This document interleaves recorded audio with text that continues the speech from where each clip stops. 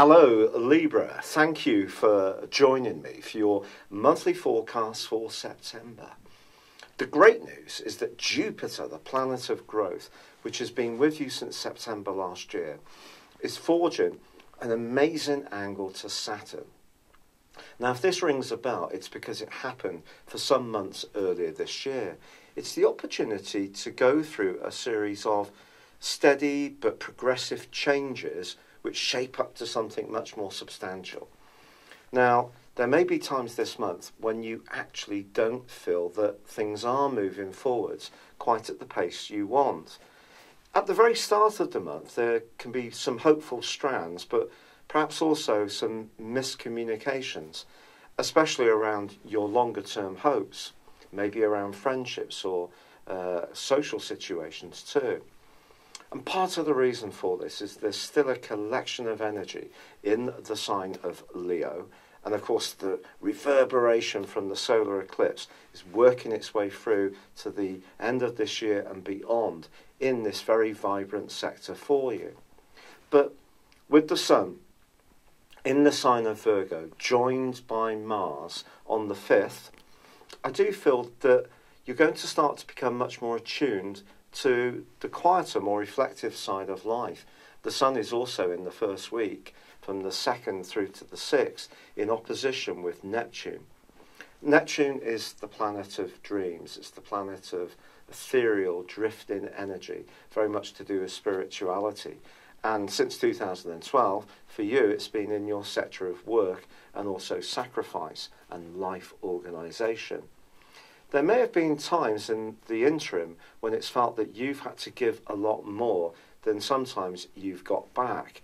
And if you cast your mind back to last year, when Neptune was in a square to stern Saturn, that feeling would have been even more onerous, and you may have even been quite down on physical, mental and emotional vitality.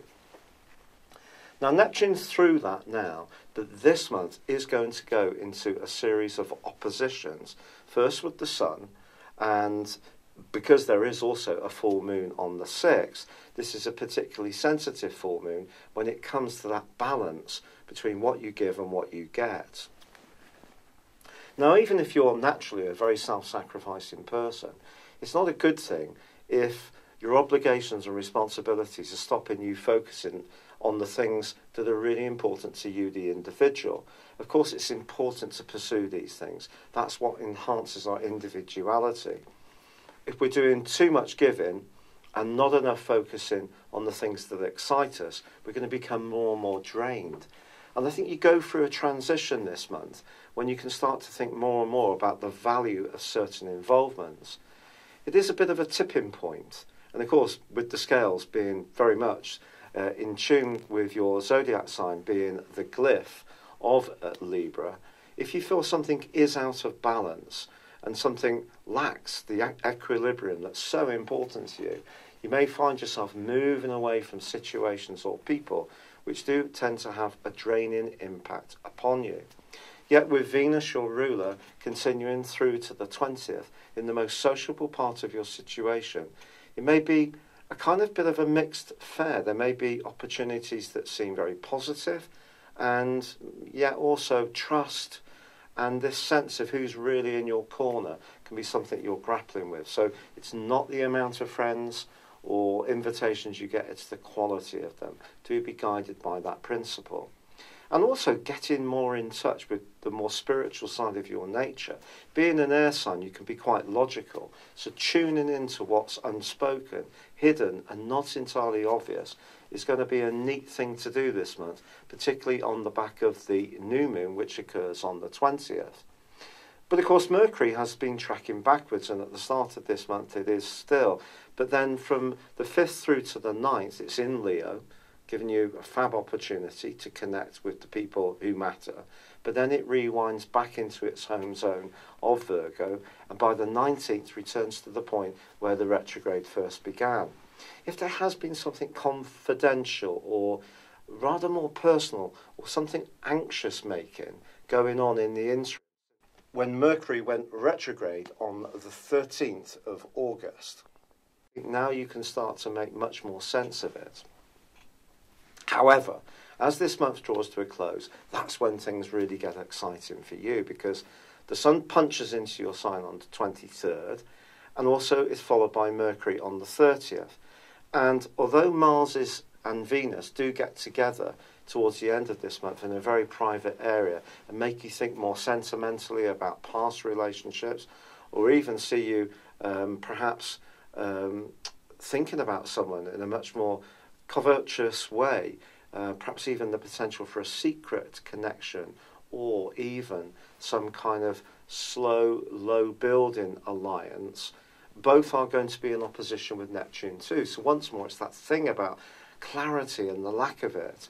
But I think Mars and the Sun are going to forge great angles this month to Pluto, which is in your sector of emotion, home, family. And that's when the 5th to the 12th and in the last week. So you can make changes. They may be ones that are fermenting on the back burner that are not obvious to other people. But once the Sun bursts into your sign, once Mercury's there, and Jupiter is already there forging that fantastic link to Saturn that I told you about, by the end of this month you can be feeling much more upbeat, even if some of your hopes are still a little bit in shadow, not quite in the open, but generally speaking, things will be starting to gain a great deal more traction. It's been a real pleasure being with you. Thank you for joining me. Good luck, and goodbye for now. Hello, thank you so much for watching my video. I'd love you to join me at my Horoscope Ace app. You can find this at www.horoscope-ace.com. You can use it through Android, iOS, Apple, or Facebook. Check out your ascendant or your moon sign, or download your free birth chart. There's all your favourite videos, plus there are daily, weekly, monthly and yearly horoscopes for general, love, Chinese and Indian astrology. If your passion is tarot, there's my brilliant 3-card money or love tarot readings too. And it's all there at www.horoscope-ace.com. Thank you.